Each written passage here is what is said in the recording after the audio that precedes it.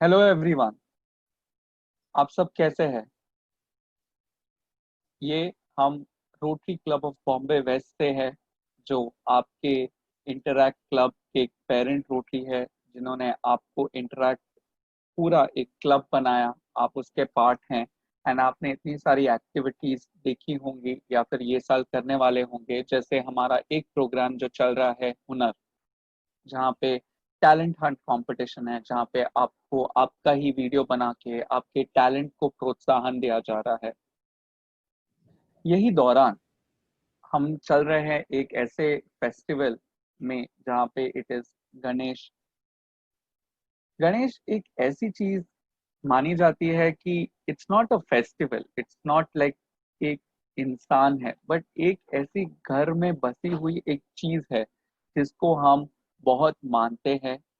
जैसे हमारे एक परिवार के सदस्य हो या फिर हमारे एक ऐसे व्यक्ति हो जिनके पास हम हमेशा अपने दुखों को लेकर जाते हैं, अपने सुख बांटते हैं। बट कभी हमने ये सोचा है कि इनको इतना महत्व क्यों दिया जाता है? और यही सोचते सोचते हमने सोचा कि ये लॉकडाउन में ऐसी कितनी ही बातें, ऐसी कितनी ही फेस्टिवल्स, ऐसे कितने ही अपने फैमिली प्रोग्राम्स सब वर्चुअल चले गए। बट इसका मेन मोटिव क्या है? इसका मेन मोटिव ये है कि आपको इतने साल सीखा कि गणेश चतुर्थी मनाई कैसे जाती है, बट हम गणेश चतुर्थी या फिर गणेश को क्यों मनाते हैं, ये हम इस 2020 में आपको बताना चाहेंगे। ये कोरोना वायरस पैंडेमिक के दौरान आप सभी लोग घर पे बैठ के अपने ही टेलीविजन पर या फिर अपने मोबाइल फोन्स पे अपने फ्रेंड्स के घरों में वीडियो कॉल के द्वारा गणपति दर्शन कर रहे होंगे, जो एक बहुत ही सही बात है। और आपको यही चीज आगे जाके बहुत सारे लोगों को बतानी भी है कि हमें सेफ रहना, सतर्क रहना बहुत जरूरी है। क्योंकि ये कोरोना वायरस के पैंडेमिक ने सभी को एक चीज बहुत ही अच्छे से सिखाई है कि हमें एक दूसरे का ख्याल रखना है, जिसकी शुरुआत आप खुद से होती है, मुझसे होती है, हम सबसे होती है। तो यही सेशन में हमारे साथ है डॉक्टर कविता रेगे, जो एक एजुकेशनिस्ट है। वो एक प्रिंसिपल रह चुकी है और ये फील्ड ऑफ एजुकेशन में फ्रॉम लास्ट 34 ईयर्स से है। आप मान नहीं सकते इनका एक्सपीरियंस, इनका पूरा अंडरस्टैंडिंग टुवर्ड्स गणेश पुराण बहुत ही डीप है। आप सभी को ये चीज जाननी चाहिए कि उन्होंने अपनी पीएचडी की हुई है और उसी के साथ वह बहुत सारे स्कूल्स और कॉलेजेस में बकता है। और उन्होंने पूरा जगत घूम के आए हैं, जहाँ के बहुत सारे कंट्रीज हैं, बहुत सारे ऐसे इंडिया के स्टेट्स हैं जहाँ पे वो जाके आए हैं। और उसी के साथ वे हमारे Rotary Club of Bombay West के बहुत ही प्रेस्टिजियस रोटरी एन है। उनका अगर आप नॉलेज का डेप्थ चेक करने जाओ तो आपको ये सेशन के द्वारा पता चलेगा कि उन्होंने आपके लिए कितना सारा एक पूरा पीपीटी तैयार किया है, जहाँ पे बहुत सारी ऐसी इंफॉर्मेशन है जो आपको बहुत अच्छे से मदद करेगी कि जानने के लिए कि वाई गणेश।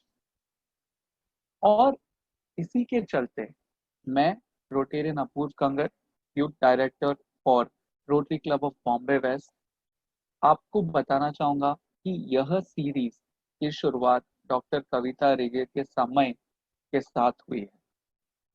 मैं उनका शुक्रगुजार हूँ ये सेशन में आने के लिए और हम सभी को और बच्चों को बताने के लिए कि गणेश का महत्व क्यों है। और आपको एक सस्पेंस की बात बताऊं जो वह भी बताएंगे, जो आपको ये पूरा वीडियो देखने पे बहुत ही यू नो उत्साह पैदा करेंगी। वो चीज यह है कि गणेश एक बार नहीं, 3 बार मनाया जाता है। और वे कैसे है वो हमें डॉक्टर कविता रेगे बताएंगी। उसी के साथ can I please invite Kavita ji to say hello to everyone, और आप अपना स्क्रीन शेयर कर सकते हैं। धन्यवाद। नमस्ते। नमस्कार अपूर्वा एंड नमस्कार बच्चों, ऑल ऑफ यू। बहुत अच्छा लगा सब सुनकर। बच्चों, हम गणेश जी क्यों लाते हैं घर में और इतना अच्छे से उसका पूजन क्यों करते हैं, कभी सोचा है उसके बारे में आप लोगों ने? आज हम उसके बारे में सुनेंगे थोड़ा सा और देखेंगे कि कितने अच्छे से हम लोग गणेश जी का हर कोई पूजन करता है और बड़े अच्छे से प्यार से हम सब लोग उन्हें घर में लाते हैं, है ना? ये देखिए, गणेश जी की एक प्रतिमा है, बहुत सालंकृत बोलते हैं, बहुत अच्छे से सजी धजी है और वो दूर्वाओं का हार कितना सुंदर लग रहा है। इस 22 अगस्त को काफी लोगों ने, आप सभी ने शायद छोटी सी गणेश जी की मूर्ति घर में लाई होगी। इस बार कोरोना के कारण सब जगह तो हम बड़े बड़े पैमाने पे तो नहीं कर रहे हैं सेलिब्रेशन, लेकिन अपने अपने घर में हमारे विशेष भाव से हम उनका पूजन करते हैं, क्योंकि ये विघ्नहर्ता है, ये बुद्धिदाता है। इसलिए गणेश जी की पूजा जहां जहां हिंदू धर्म पहुंचा है वहां सब जगह की जाती है। लेकिन तुम्हें पता है, ये गणेश जी है ना, इनका एक छोटा सा मंत्र भी आपको काम करेगा। कैसे?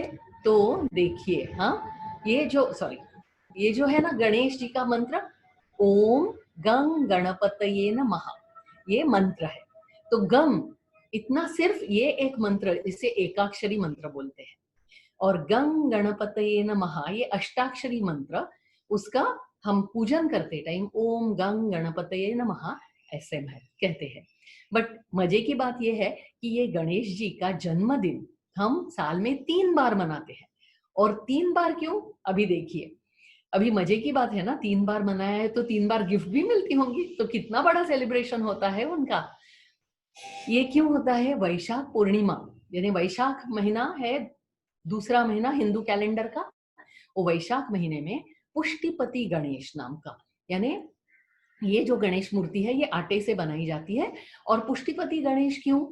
ये शिव और पार्वती को एक राक्षस तकलीफ दे रहा था, दुर्मति नाम का। सी, शिव पार्वती को भी तकलीफ होती है, तो वो दुर्मति राक्षस का वध करने के लिए पार्वती ने उन्हें बोला कि सो पुष्टिपति गणेश बोलते हैं उन्हें। सो ये पुष्टिपति गणेश का पूजन वैशाख पूर्णिमा को किया जाता है। भाद्रपद चतुर्थी, यानी चौथा दिन छठवें महीने का, हिंदू कैलेंडर का छठा महीना भाद्रपद, इस टाइम आपको तो मालूम है बारिश होती है। ये 22 अगस्त को हमने जो सेलिब्रेट की गणेश चतुर्थी, वो भाद्रपद चतुर्थी। उस दिन पार्थिव गणेश रहता है। पार्थिव गणेश मीन्स पृथ्वी, पृथ्वी से पैदा हुआ गणेश, यानी मिट्टी से बना हुआ गणेश। अभी आजकल तो लोग प्लास्टर ऑफ पेरिस का भी बनाते हैं, लेकिन ओरिजिनल आइडिया जो थी ना, तो वो पार्थिव गणेश की, यानी नदी किनारे जाकर एक अच्छी सी मिट्टी की मूर्ति बना के लाने का, घर में रखना और उसकी पूजा करके, प्राण प्रतिष्ठा बोलते हैं, फिर वो उसमें भगवान पाया जाता है। और जब उसका विसर्जन करना रहता है तो उसकी उत्तर पूजा करके हम उन्हीं को या तो बहते हुए पानी में या नदी में, समुन्दर में या कुएं में उसका विसर्जन करते हैं। तो ये पार्थिव गणेश हमारे साथ 10 दिन रहता है और ये पर्यावरण पूरक गणपति है। इनसे पर्यावरण पूरक क्यों है? तो जैसे बारिश आती है ना, उससे फसल बढ़िया होती है, और ये बढ़िया फसल के लिए प्रार्थना करने के लिए ये गणेश है। और एक बार गणेश माघ चतुर्थी बोलते हैं। हाँ, तो माघ 11वां महीना है, उस टाइम गणेश जन्म माना जाता है। और तिलकुंद चतुर्थी भी उसे बोलते हैं, क्योंकि तिल का नैवेद्य दिखाया जाता है। ये गणपति आप धातु का बना सकते हैं, आप मिट्टी का बना सकते हैं, चावल का बना सकते हैं, तिल का भी बना सकते हैं, कुछ नहीं तो गोबर का भी बनता है गणपति।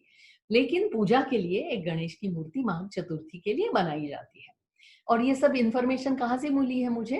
तो गणेश पुराण और मुद्गल पुराण में इसका उल्लेख है, तो ये हम सब सीखे हैं वहां से।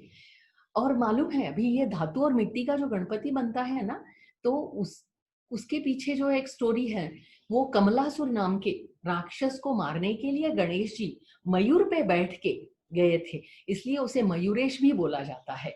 और मयूरेश या मोरगांव में जो गणपति है वो मयूरेश गणपति है। वो अष्टविनायकों में से एक है। अभी अष्टविनायक कौन कौन से है? तो अष्टविनायक जो है ना, पाली नाम की जगह है, बम्बई से पास में ही है। तो पाली में गणपति है, महाड़ में गणपति है, थेऊर में चिंतामणि नाम का गणपति है, नासिक के पास त्र्यंबकेश्वर है, बल्लाळेश्वर है पाली में, देन टिटवाड़ा में महागणपति है। ऐसे सब महागणपति मिलके अष्टविनायक जो है उनकी महाराष्ट्र में पूजा की जाती है और लोग उन्हें जाकर वंदन करने के लिए खास ट्रिप भी निकालते हैं। नाउ ये पब्लिक सेलिब्रेशन यानी बड़े पैमाने पे ये गणेश चतुर्थी का सेलिब्रेशन कब से होने लगा और किसके कारण होने लगा? आपको मालूम है लोकमान्य बाल गंगाधर तिलक? लोकमान्य बाल गंगाधर तिलक की पहली अभी 1 अगस्त को पुण्यतिथि हुई। उनको जाकर स्वर्गवासी होकर 100 साल हो गए। वो बड़े फ्रीडम फाइटर थे, स्वातंत्र्य सेनानी थे और उन्होंने कस्बा पेठ इन पुणे, वो कस्बा पेठ में पहला गणपति बड़े पैमाने पे रखना शुरू किया। आइडिया ऐसी थी उनकी कि सब लोगों को साथ में लाकर, साथ में लाने का मतलब क्यों है, आज भी साथ में लाते हैं, लेकिन उस टाइम मकसद जो था ना वो अलग था, क्योंकि ब्रिटिश लोग हम पर राज करते थे और ब्रिटिश लोग हमें कहीं पर भी सभा लेने को अनुमति नहीं देते थे, क्योंकि उन्हें लगता था सभा ले ली तो लोगों के मन में कुछ विचार डालोगे और फिर अंग्रेजों के खिलाफ हम ये करेंगे, क्रांति करेंगे, इसलिए वो डरते थे। बट अभी कैसे हुआ, लोकमान्य तिलक ने जो ये धार्मिक उत्सव करने का सोचा, धार्मिक उत्सव तो कोई ना नहीं बोल सकता है, तो उन्होंने बड़े पैमाने पे लोगों को इकट्ठा करने सोचा, लोगों को साथ लाकर नृत्य गायन से एक साथ लाकर उनको मनोरंजन करके उनके दिमाग में नए नए आइडियाज डालना शुरू कर दिया। तो बड़े बड़े वक्ता लाकर वो बोलते थे कि हम पारतंत्र में हैं और हमें स्वतंत्र होना जरूरी है। तो ऐसी सब आइडियाज लोगों के दिमाग में डालने के लिए उन्होंने ये उत्सव का ये बड़े पैमाने पे आयोजन किया और बहुत अच्छी तरह से उन्होंने लोगों तक उनका संदेश पहुंचाने का काम किया और उसी से लोग सामूहिक समूह, बड़ा समूह स्वातंत्र युद्ध के लिए उद्युक्त हो गया, एक साथ आ गए सब लोग और उन्होंने सोचा कि हमने सब कुछ ना करना चाहिए, तो स्वराज ये मेरा हक है, मैं उसे लेकर रहूंगा। ऐसा जब लोकमान्य तिलक ने बोला था, ये सब लोगों को इकट्ठा करके ही बोला था। सो ये फ्रीडम स्ट्रगल में सभी लोग एक साथ जुड़ गए और ये गणेश के फेस्टिवल के सेलिब्रेशन से शुरू हुआ। तो ऐसी सब मजा है। और गणेश फेस्टिवल के लिए हम क्या क्या करते हैं, हम फूल लाते हैं, पत्ते लाते हैं, साथ में उनका डेकोरेशन करते हैं, लेकिन इसके पीछे एक भाव अलग है, एक तो पर्यावरण का भी है, लेकिन ये सब फूल पत्ती हमारे घर में रहनी चाहिए, हमारे बगीचे में रहनी चाहिए या आसपास के वन जंगल में जाके हमने उसको लाना चाहिए। उसके लिए हम निसर्ग से जुड़ जाते हैं, प्रकृति से जुड़ जाते हैं, ये बड़ा भाव था है उसके पीछे। तो ये हम जासवन का फूल, लाल रंग का जासवन का फूल शिवा बहुत पसंद है गणपति को, तो उसकी माला बनाते हैं। ये फूलों को औषधि गुणधर्म है, उनके पत्तों को भी औषधि माना जाता है। और भी गणेश जी के एक दिन पहले हरितालिका मनाई जाती है। हरित यानी जंगल और अलिका यानी दोस्त या सहेली। तो आपकी सहेली को लेकर आपने बगीचे में जाना है या वन में जाना है, 16 तरह की पत्तियां ले आनी है, उनके बारे में सोचना है, उनके बारे में जानकारी लेनी है। तो ये ऐसा एक निसर्ग के साथ हमें जोड़ने वाला ये बड़ा सा उत्सव है। सो गणपति जब फूल पत्ती सब मांगता है ना, तब ये उसका कारण अलग है। उसका कारण ऐसा है कि आप सब लोगों को वो जानकारी होनी चाहिए।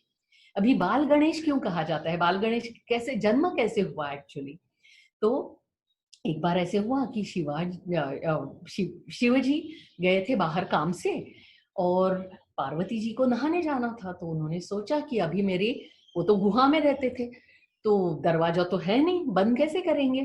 तो उन्होंने सोचा, और उस जमाने में औरतें नहाने के पहले चंदन और हल्दी की पेस्ट लगाया करती थी सुंदर दिखने के लिए।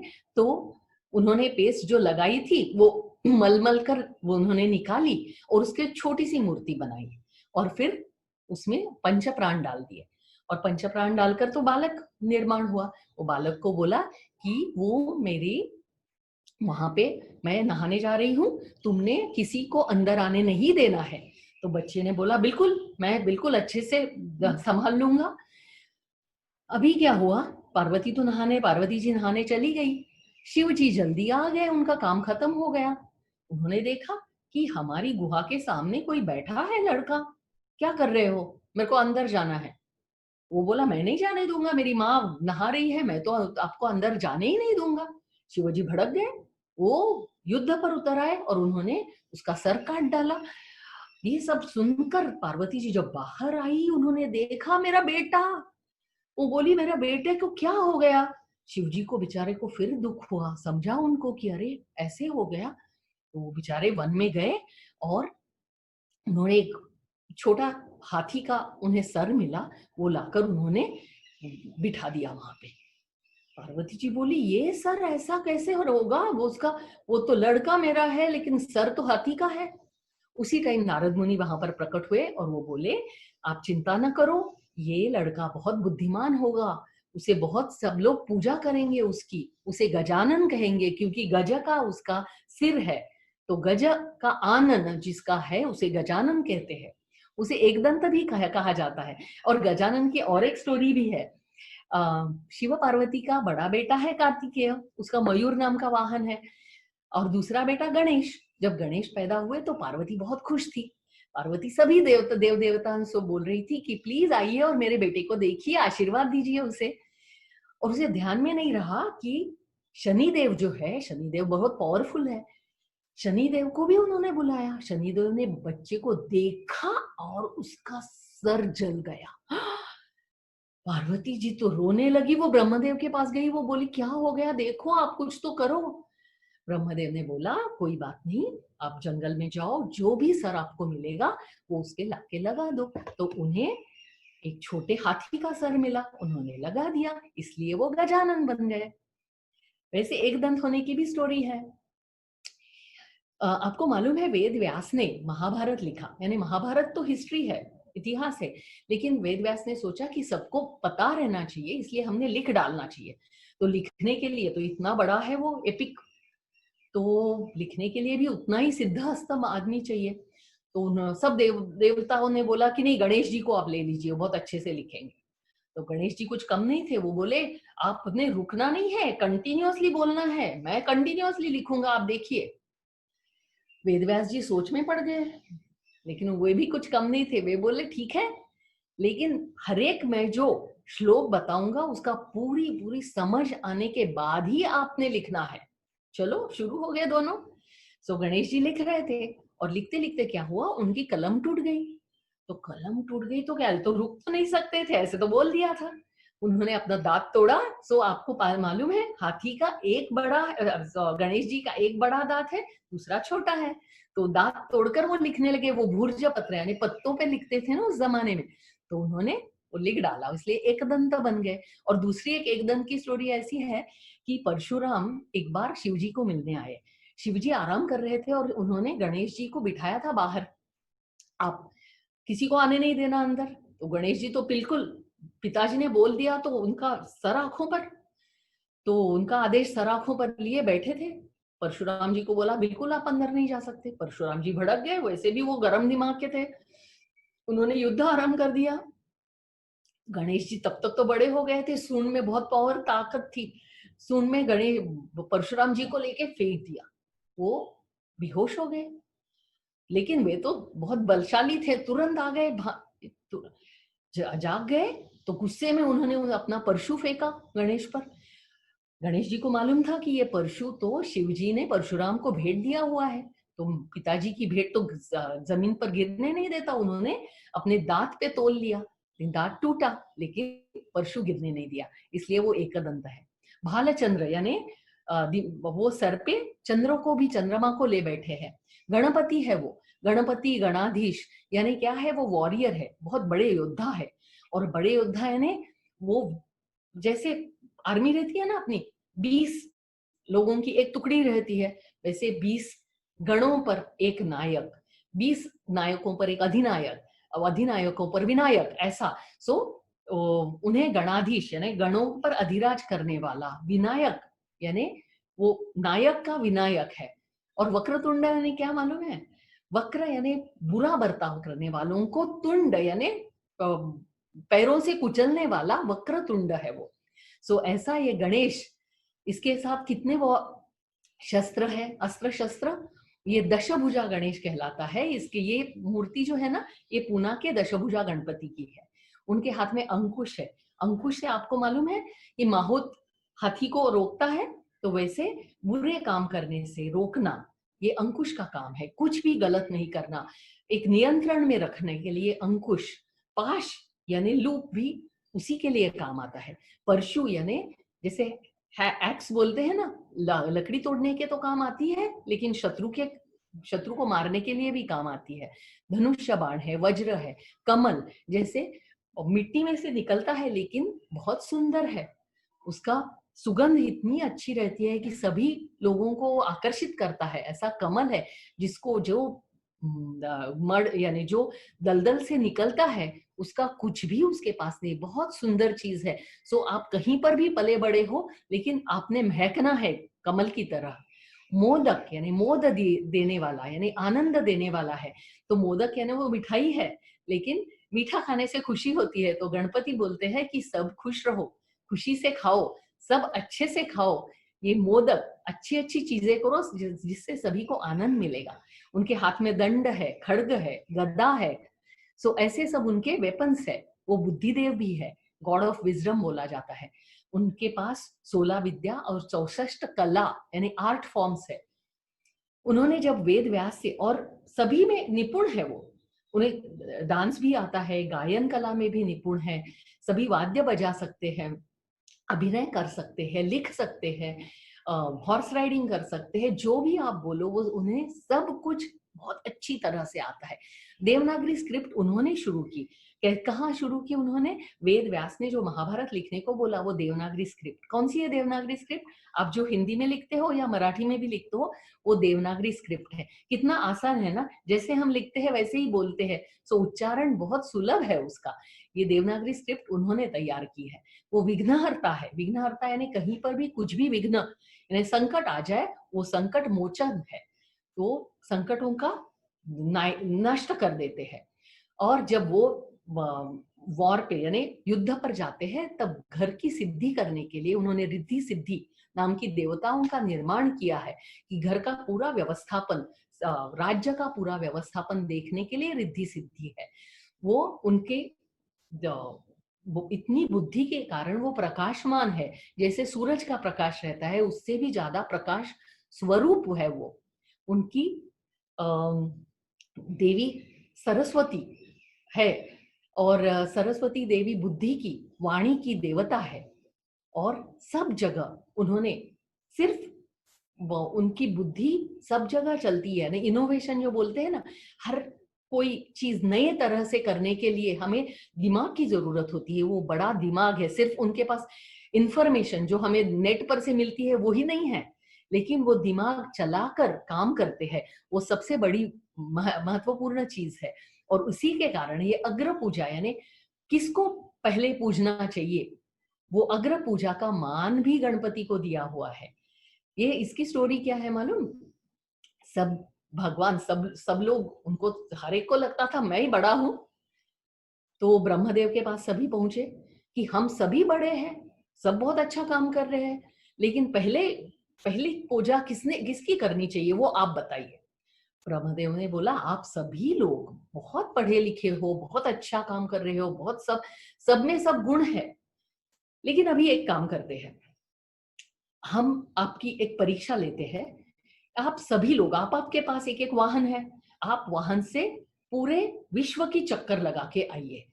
तो विश्व की चक्कर लगा के जो पहला आएगा, उसके बाद में देखूंगा किससे पहली बार पूजने लायक कौन है। सब लोग अपना अपना निकल गए। इंद्र के पास ऐरावत है, देन पास मयूर है, लेकिन गणेश जी के पास तो छोटा सा उंदीर है, चूहा। ये छोटा सा चूहा क्या जाएगा विश्व भर जाने के लिए? गणेश जी सोचते रहे। उन्होंने सोचा ब्रह्मदेव ने बोला है, इसका मतलब इसमें कुछ तो अलग चीज होनी चाहिए, हमने सोचना चाहिए। बैठे बैठे सोच रहे, उसके बाद अपने मूषक पे यानी अपने चूहे पे विराजमान हो गए, और ब्रह्मा जी के साथ बैठे हुए शिव और पार्वती के पूरा प्रदक्षिणा करके अपने जगह पे ब्रह्मदेव के सामने हाथ जोड़े बैठे रहे। अब एक एक देव अपने अपने वाहन पर से वापस आने लगे। उनको तो लगा गणेश जी तो किधर हिले ही नहीं है, कहीं गए ही नहीं है, बैठे हैं यहीं पर, जाएंगे कहाँ चूहे पर से। ब्रह्मदेव ने बोला सब आ गए, चलो अभी ये प्रतियोगिता में गणेश जी पहले आए हैं। सब लोग बोले ये तो यहीं पर दिख रहे थे। उन्होंने बोला गणेश जी ने अपने दिमाग का इस्तेमाल किया है। अपने माँ पिता को जो विश्व मानते हैं, उससे बड़ी सोच क्या हो सकती है, आप बताइए मुझे। तो ये तो कोई बोल ही नहीं सका कि इससे बड़ी क्या सोच हो सकती है। ये ऐसा माँ पिताजी का आदेश सर आंखों पर मानने वाला जो है, वो सबसे अच्छा देव है, सबसे अच्छी व्यक्ति है। तो इसे तो कोई टाल ही नहीं सकता है। तो इसलिए अग्र पूजा ने पहली बार किसकी पूजा करनी चाहिए, तो गणेश जी को वंदना करनी चाहिए, क्योंकि गणेश जी अपने बड़े बड़े कानों से सब कुछ सुन लेते हैं, बारीक बारीक छोटे आंखों से सब देख लेते हैं, अपनी सूंड बहुत पावरफुल है, परशुराम को भी उठाया था, सब छोटे से छोटी चीज का ग्रहण कर सकते हैं, वो सबको माफ भी करते हैं, बहुत बड़ा दिल वाले हैं। एक बार ऐसी स्टोरी हुई, चंद्रमा एक बार उन्होंने देखा कि एक छोटे से चूहे पे बैठकर गणेश जी जा रहे हैं, उसे हंसी आई, बड़े जोर से हंस पड़ा। गणेश जी को बहुत गुस्सा आया, वो बोले मेरे को देखकर हंस रहा है, तेरे को कोई देखेगा ही नहीं।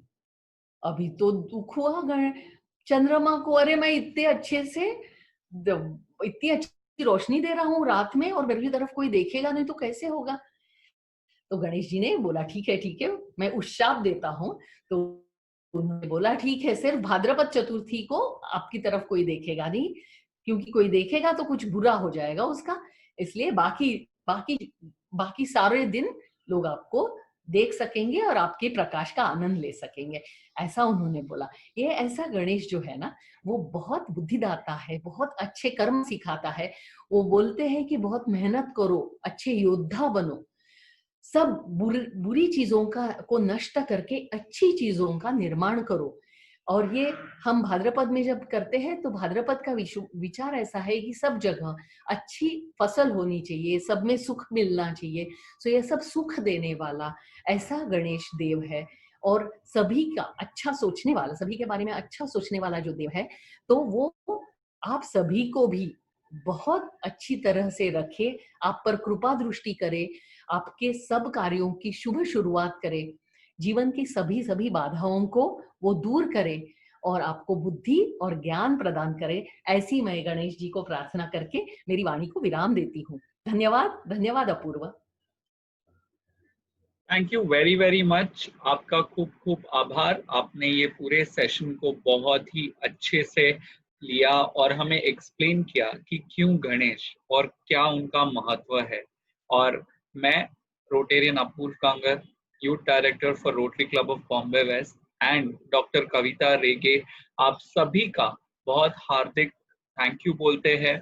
और हम चाहते हैं कि आप इसको देखें, समझे, और आपने जो भी सीखा और समझा वो कमेंट सेक्शन में आपकी भाषा में वहां पे लिखिए और हमें बताइए कि आपने क्या सीखा, क्या समझा, क्या जाना। इससे हमें भी ज्यादा से ज्यादा कमेंट्स से बहुत प्रोत्साहन मिलेगा। और हम कविता रेगे के बहुत ही आभारी है जो उन्होंने ये समय निकाला ये सेशन लेने के लिए। और हम चाहते हैं कि आप ऐसे ही हमसे जुड़े रहे। तो खूब खूब आभार और धन्यवाद। इसी के साथ हम आपको अलविदा लेते हैं।